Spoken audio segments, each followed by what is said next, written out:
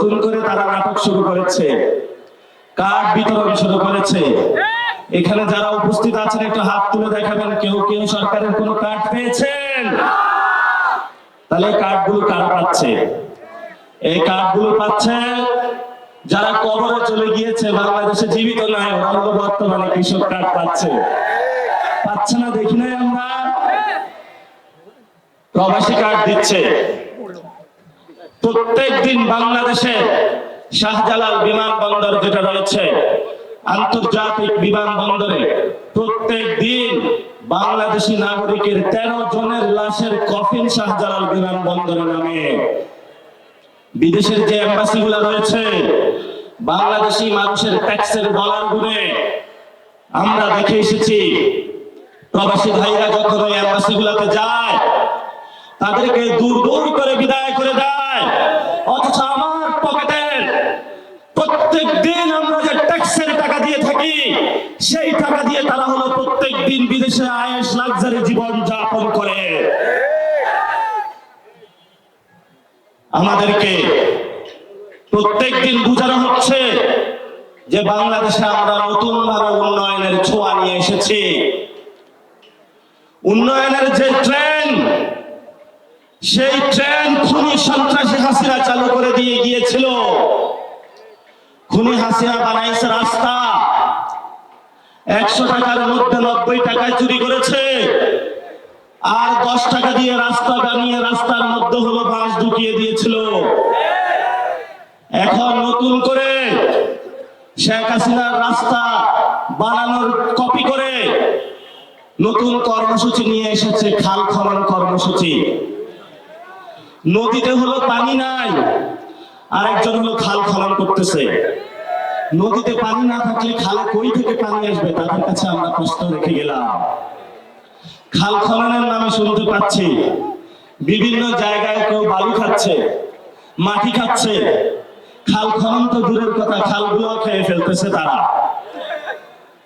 এখন এই খাল খনন কর্মসূচি তো জিয়াউর রহমান চালু করেছিলেন।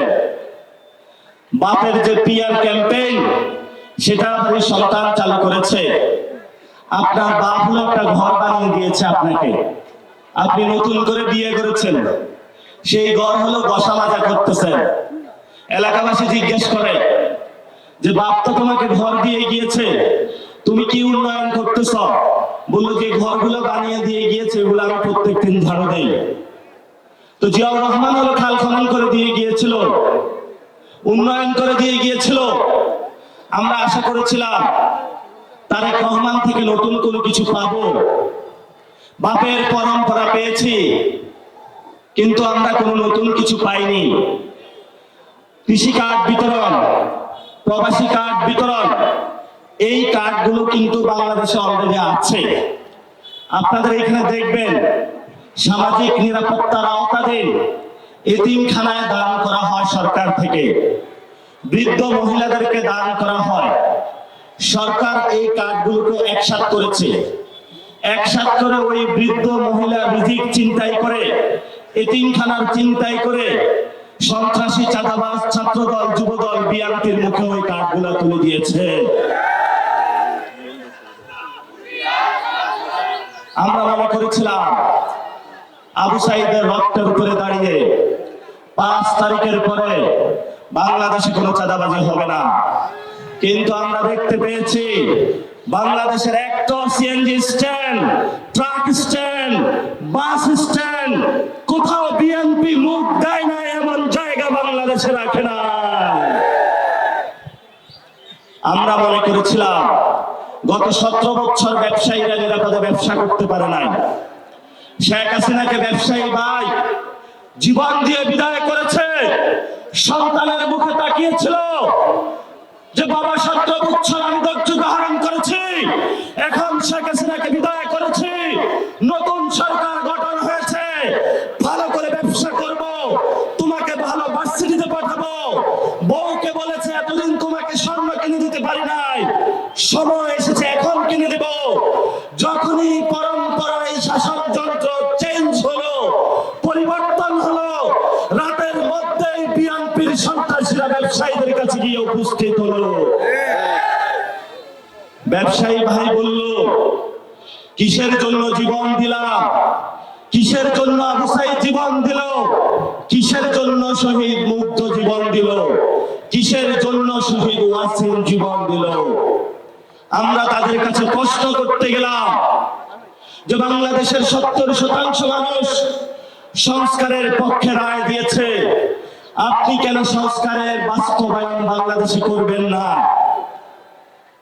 ওনারা উত্তর দিল, নির্বাচনের আগে আমরা একটা চুক্তি করেছি, সেই চুক্তিটা হলো ভারতের সাথে করেছি, সেই চুক্তিটা হলো ভারতীয় বাহিনী আওয়ামী লীগের সাথে করেছি।